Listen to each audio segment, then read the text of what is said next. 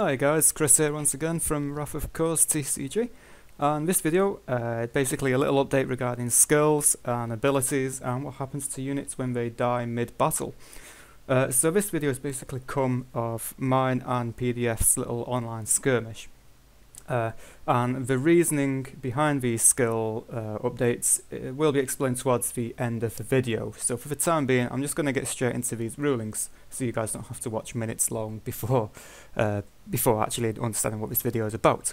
So, in Wrath of Course, there are three different types of main abilities. You have got your passive abilities, your triggered abilities, and your activated abilities. So these are very similar to how they work in the likes of Magic and many other TCGs. So, the first one I want to explain is probably the most important one, is the activated abilities. And an activated ability is basically when you do something to make an ability work. And I'm going to put a couple of examples up here now. The first one is Esteemed Trade Post. As you can see, you can do three different things with this card. If you discard a card from your hand while this is in play, you can draw a card. If you decide to lose 400 life, you can draw a card. Or if you destroy this this relic, you can draw two cards. Another fine example is the Timid Corellisian. You can choose to destroy that unit when it's in play to prevent some damage going to your core. So these are your activated abilities.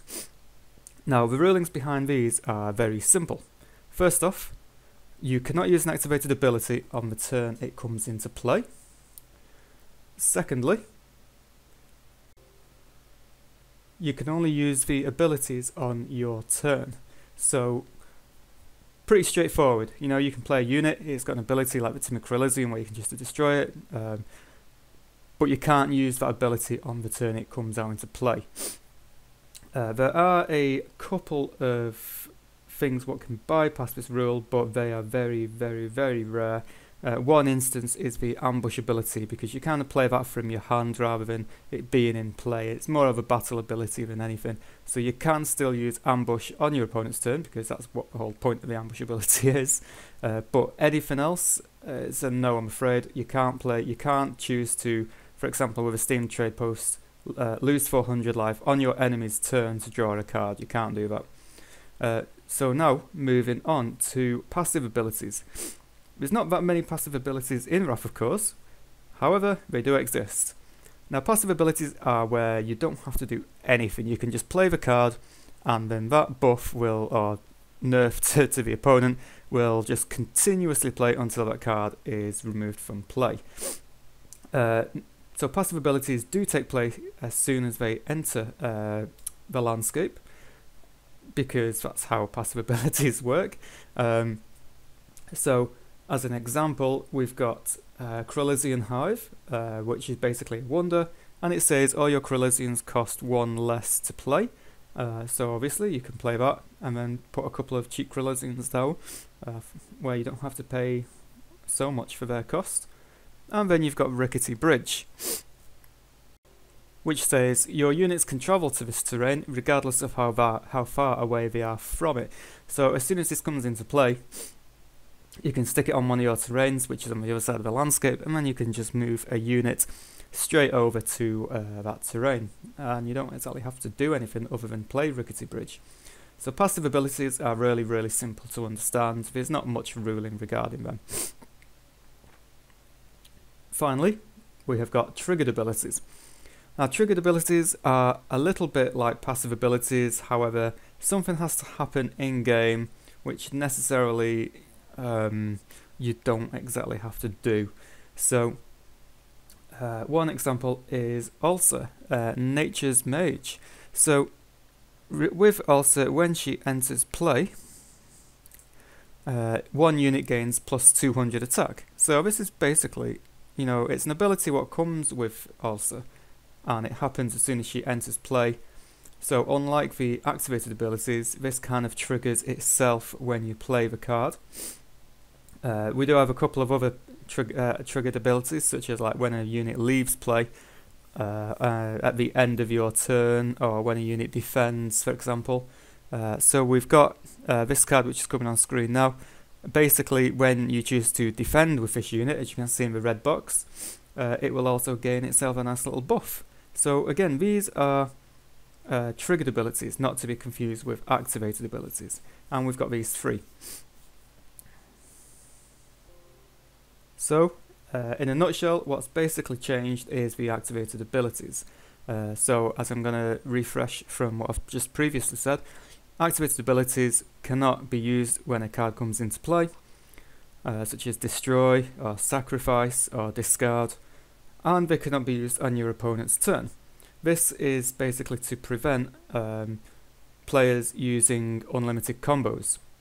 I might as well explain it now. The reasoning behind this is because I didn't want my own card game, to turn into a game similar to how meta decks work in Magic the Gathering, where people literally have to get about 3 cards in play and then it's an unlimited loop and you automatically win the game.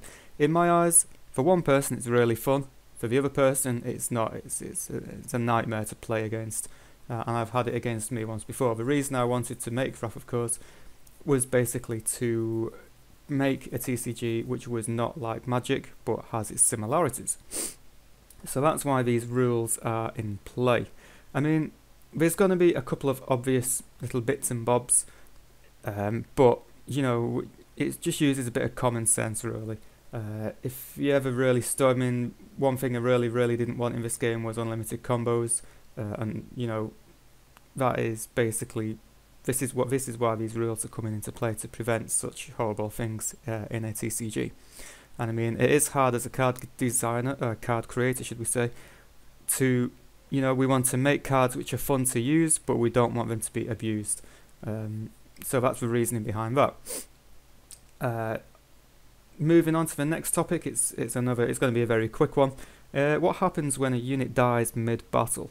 So obviously a unit has to be attacking or defending to be classed as in battle.